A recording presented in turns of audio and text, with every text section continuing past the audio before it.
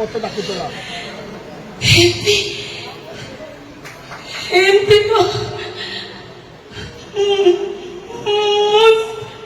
ସାନ ପୁଅ ମତେ ଡାକୁଥିଲା। କଣ ଏମିତି?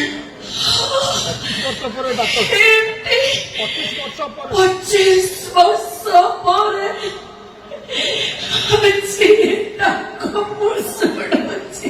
25 ବର୍ଷ ପରେ ହରିତା ମା ମୁଁ ବି ମୋ ମାକୁ ଦେଖୁଛି।